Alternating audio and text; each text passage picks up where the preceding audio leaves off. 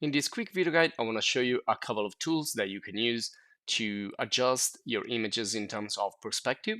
So you can fix like really perspective images that they have a lot of deformation, but you can also use this to apply a deformation that looks like a perspective.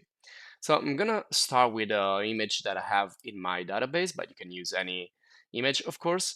And especially this can be used in architecture and photos about buildings and things that are in perspective position. So you can see this one here.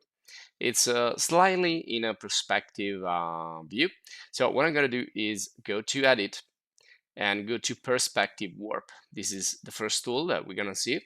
And now we need to place some points. So I'm gonna follow here the lines of this building. So you can see that this is kind of a pretty straight line.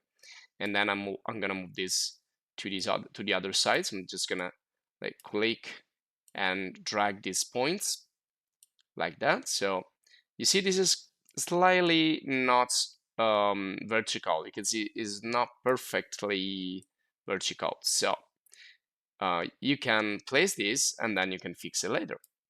Now, make sure that you have the good perspective also here and here. So follow the lines. You can see these are not also perfect horizontal lines.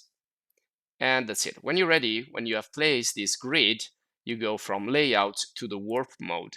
And now you can start to warp.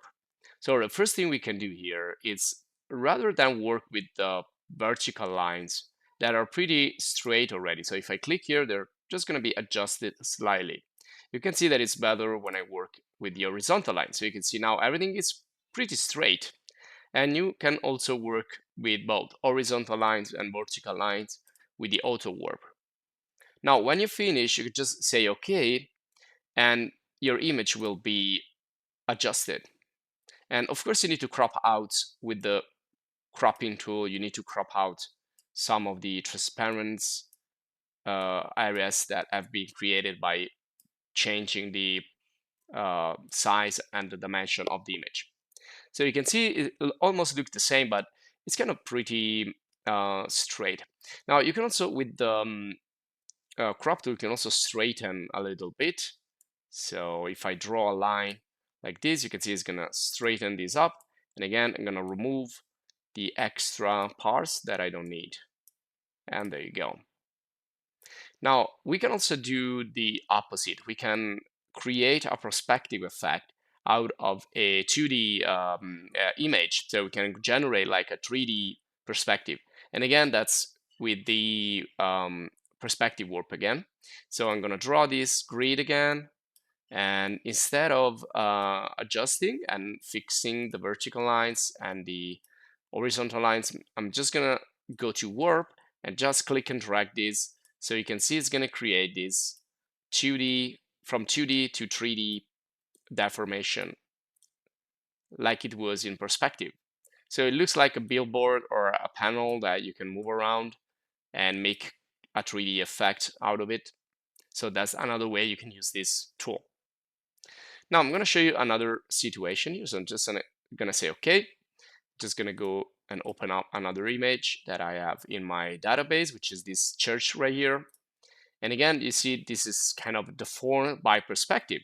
So I can adjust this by using the same tool, perspective warp, or I'm going to show you another one, which is the perspective crop tool.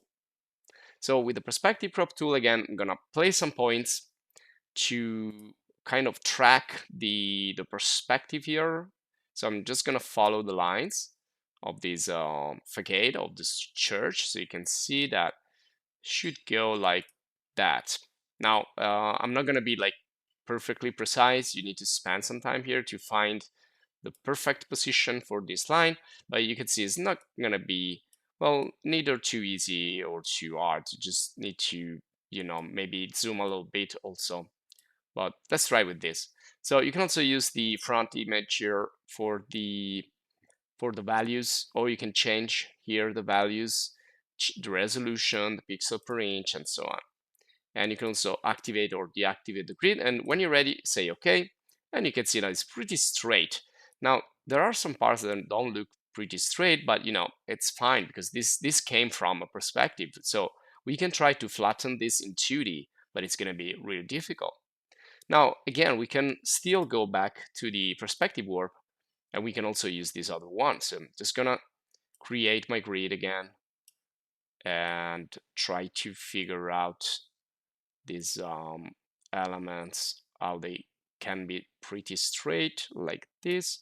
And then I can straight with the warp mode, I can straight vertical, make it straight horizontal, and then okay.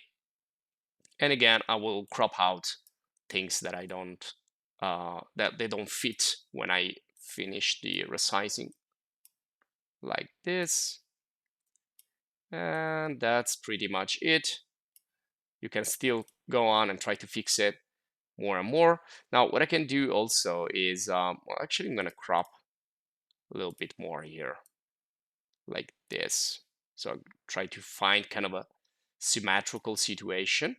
And again, we started from a perspective, and now we have an almost like a straight image. And also, I can use the transform distort. So with distort, you can just try to change if it's not straight, and you can also enlarge it in some points. And then finally, you also have the free transform and the warp, which is kind of a mm, basically you can do anything with this. You can just click and drag inside the image and try to fix again if there are some parts that are too distorted. You can try to fix them a little bit.